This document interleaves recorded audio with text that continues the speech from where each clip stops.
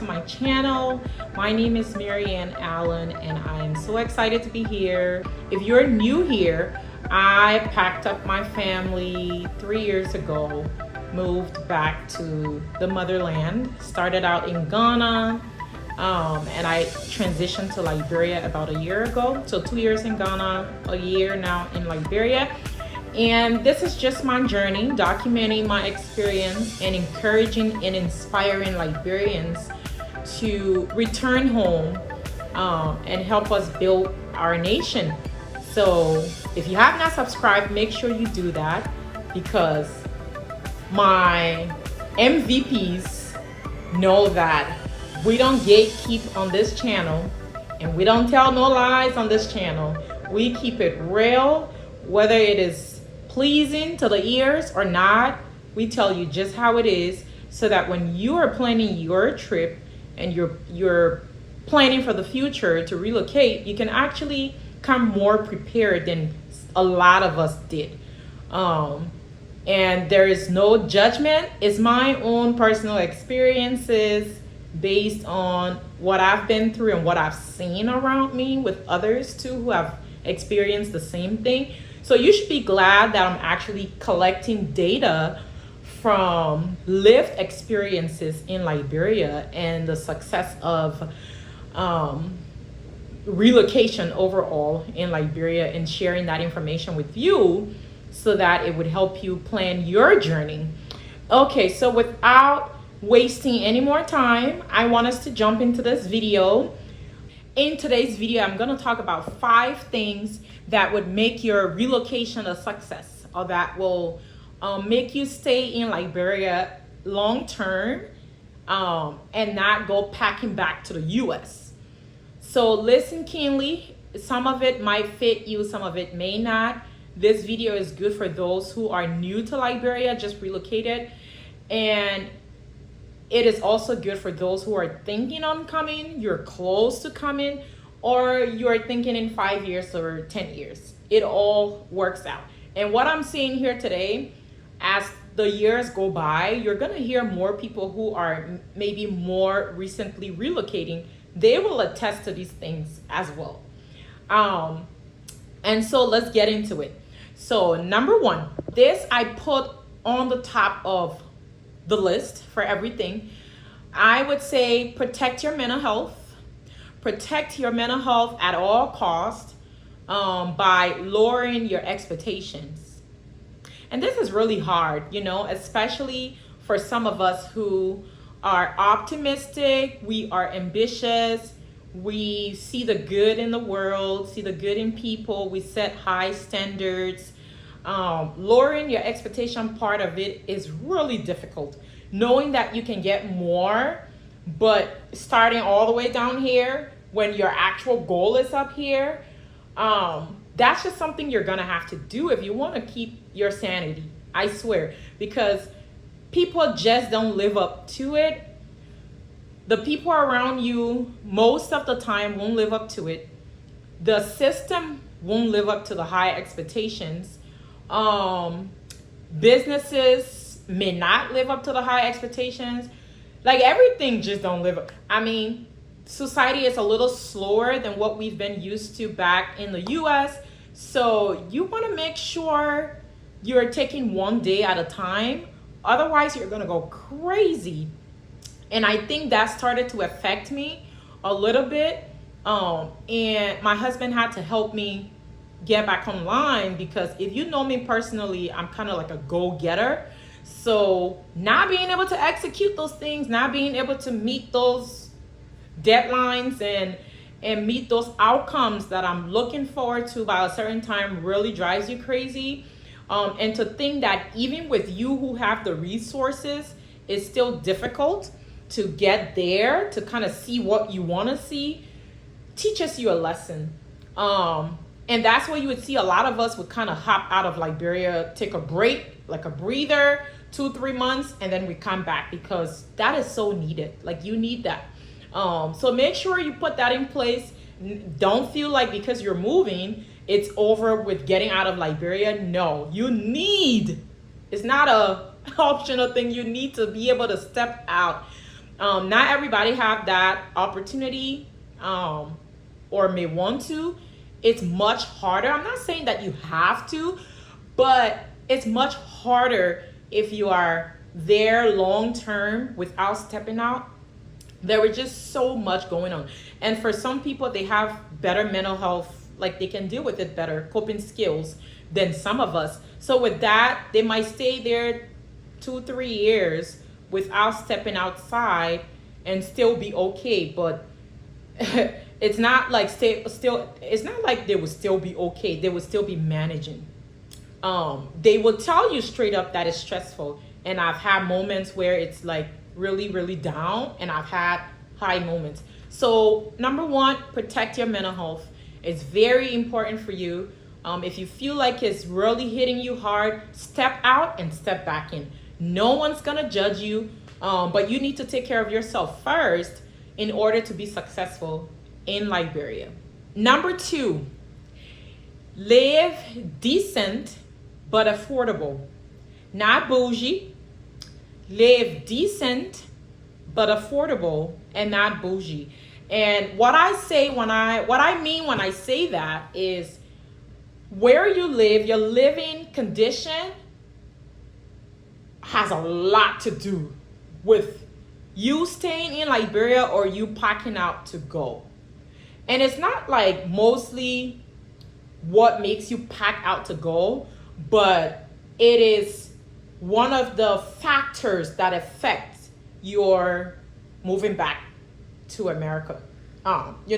So an example, you come down and you're like, oh, I want to fit in with my people. I want to live just a simple life. I want to live, and that's great, but you also know that your tolerance level is kind of low, especially when you've been away from the country for so long.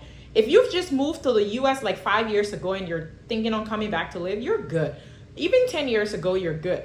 But those who've been away 20 years and above, those who went there when they were little, and grew up there, it makes it a lot more difficult when you're not in conditions that you've been conditioned to love.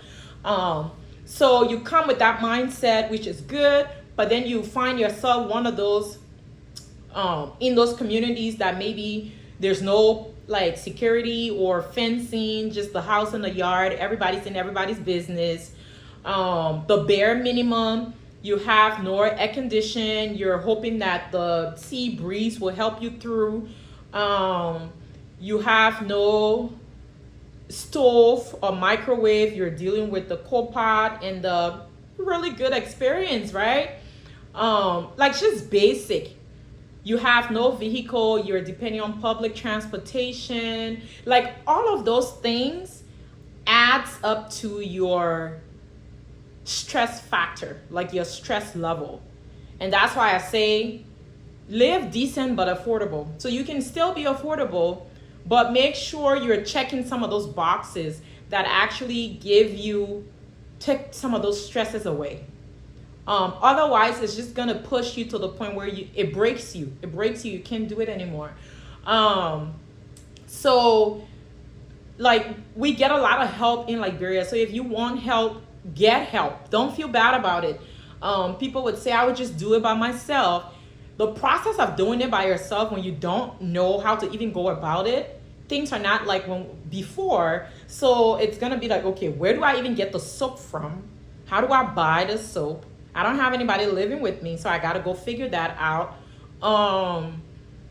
Where is the market? It's just so much to know. So if you got somebody that can help you, take the help and save yourself dealing with people trying to cheat you, and you consciously know that they're hacking up the price, but there's nothing you can do.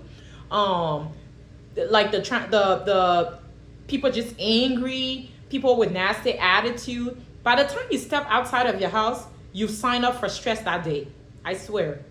And so it makes it really hard to maintain that peace, that mental health, if you allow your living condition to be so low that there is no sanctuary for you.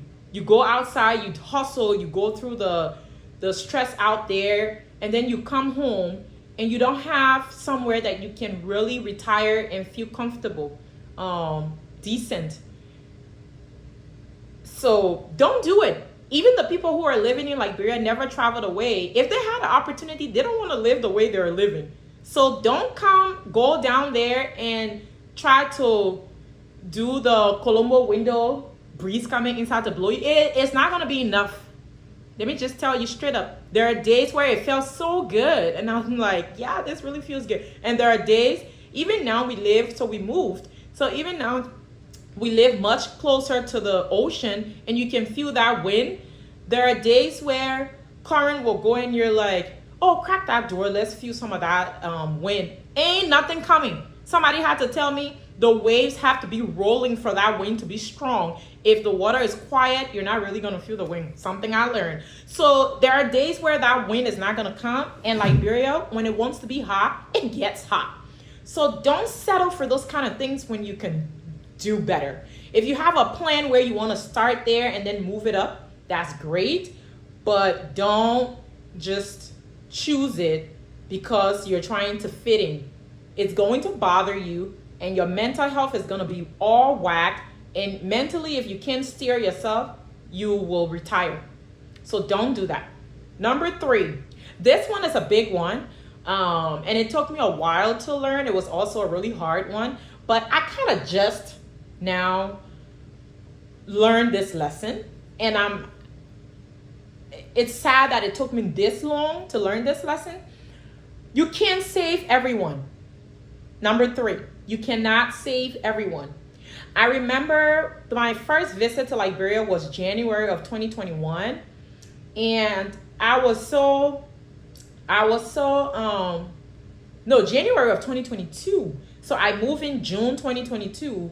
And I only visited once in January of 2022. And so when I visited, I saw the condition of a lot of people. I said how it was making me feel really bad to go sit at Royal Rooftop, and our dinner for my family was like $80. And I'm like, whoo, we're just gonna eat this and go shit it out. Excuse my language, but this money could do a lot for someone. And when I went back to the US, I was telling some other Liberians, just sharing my experience with them.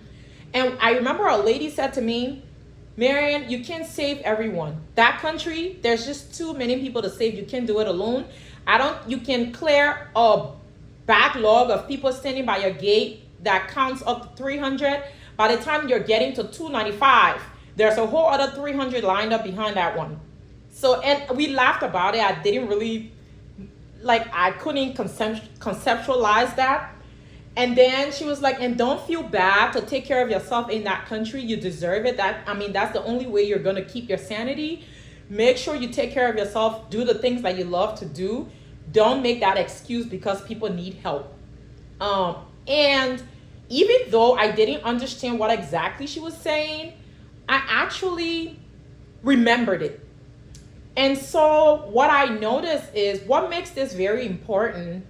This save yourself first. You cannot save the world. Is that when we arrive, we have such sense of obligation, responsibility to take care of our people, So you come in and you want to share. You have a good heart. You want to share what you have. You feel, you are going to be able to afford a lot of things than a lot of people. And so you're just free, you just give.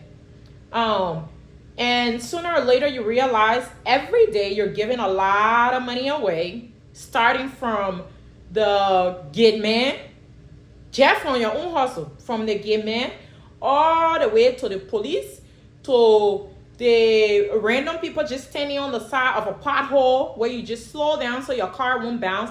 They want to take money from you. The policeman, all your documents and everything are correct. They will wave you down. You slow down, put your window down. They're begging you for money. You go to a restaurant or a store and you park your car. Oh, the security man at that store or location that is helping you to direct you to park your car. By the time you park that car, they're coming to you for money. The person who opens the door for you when you enter that establishment is asking you for money. The people who serve you in that establishment will be asking you for money. So your entire day, from the time you leave your house until the time you return, people are asking you for money. They are begging you for money. And you are feeling like, oh, I have a little more I can give. I have a little more I can give. Before you look, my sister and my brother, your grocery money, where you not put aside to say that when it will carry me until that time, that money not enough again yet. Your laid chicken, what you are supposed to put in your potato greens, now you're not choosing chicken again. You're choosing boni. And people I even let boni that I said. Or you're choosing and some other thing that's chicken feet. Or one of those other cheap things. So as really good and nice as you can be, you got to protect yourself. What happens is when you first calm down, you don't really see how much you're dispensing because you feel that like you have it. Calculate that money or wait until the finances start to go down.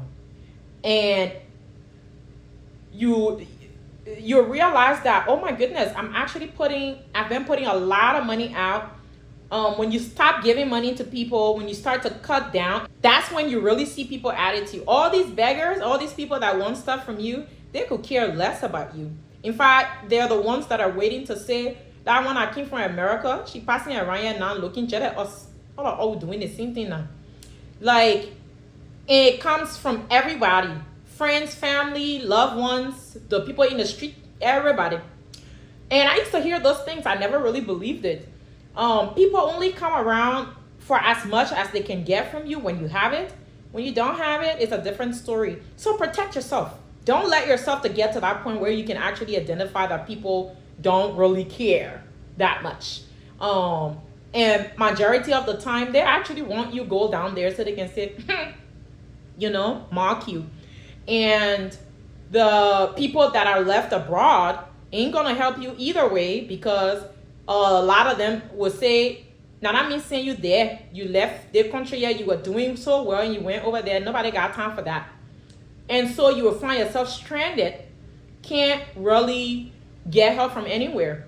So protect yourself, protect what you have, and don't be Father Christmas and Mother Christmases because it will drain you financially. Things that you plan won't always happen as you want, and so you need extra contingency. So make sure you have money stacked up. Don't go be saving the world. I'm not saying be mean to your people, but be very conservative. Number 4, don't spread yourself too thin. Don't do too many things at once. This is a really good one. It's probably supposed to be up on the top, but I tried to take care of those ones that we overlooked first before coming to these ones. Don't spread yourself too thin. That is something that we learn as well. When you know how when you calm down, you feel like you have a little bit of money, you got capital, right? And so you take the capital and you start to do too many things at once. You're doing this, you're doing that, you're doing this. You want to do farming, retail store, all the different things you want to do it at once. Real estate. What happens is your stay in Liberia, it's a new journey. And if you don't have, even if you have recurring income, or if you don't have recurring income, it makes it even more important. Don't spread yourself too thin. It's better to start with one, make sure that one succeeds, everything is working as planned. It's actually having a return before you move to the next thing. Don't just come and feel like, oh, there are so many opportunities. There are so many opportunities. And when you mind it, you're just going to put your money here and there. And then by the time you look, when that money is drained or is going down, you don't have anything returning back to you as much to take care of you. So make sure you are sticking to one thing at a time. Focus your energy on one thing at a time. Create value for yourself one at a time. Don't spread yourself too thin.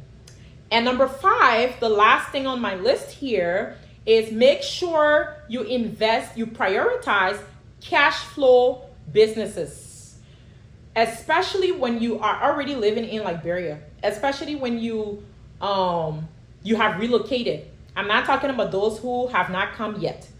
When you've moved to Liberia and you're looking for something to do, a business to do, prioritize cash flow businesses. What do I mean by that? Businesses that will give you a return, give you quick money in your pocket right away, that can be sustained or scaled. Because when you come, you need income. Income is very important. Even if you saved up $80,000, you need to make sure that $80,000 is making you some kind of returns, even if you don't need that money at that time, but there's money coming in. So by the time you need that money, you can actually start using that money to take care of yourself, and your balance money that's left now can be stocked away for rainy days. Don't sit there and invest in long-term assets like real estate that you're not making your money right away. Real estate is like a money pit. Once you start, money just keeps going in that thing and you don't know where it's going, and you can't even see the outcome yet. And so don't put your money in that yet until you have cash flow businesses that can take care of you immediately if something goes wrong. Otherwise, you will drain yourself and you will realize that you don't have anything to take care of you, and you might go packing back to the US. So prioritize cash flow businesses, okay? Those are the 5 things I have. If you have any comments, leave it down in the comment section. And if you have questions, also leave that there about any of the 5 things that we talked about. If you've experienced any of it, also let us know. Now, my next video I'm gonna do will cover cash flow businesses that you can actually do, okay, in Liberia. One thing I didn't mention is, if you have not moved to Liberia yet, you don't invest in cash flow businesses because you're not here. There aren't many people that you can rely on to run business that money is coming like every day. And so you would lose a lot of money that way. Invest in long-term investments, assets, so that by the time you're ready to come, it's already making you money. But if you are close to coming, then focus mainly on your cash flow businesses. So the next video, I'll be talking about cash flow businesses. What are some things that you can do that will give you that return almost immediately? Okay, so stay tuned. If you've watched up to this point, you are definitely interested in relocating to Liberia, or you're just bored sitting home, and either way, that's fine. Come back again, share the video, like and comment, subscribe, and stick around for the next video on cash flow businesses that you can do, and ask me questions below, things that you will want me to include in the next video. Make sure you ask me those questions down so I can prepare better for you, and provide you the value that you need. Thanks for watching. I'll see you around. Bye-bye.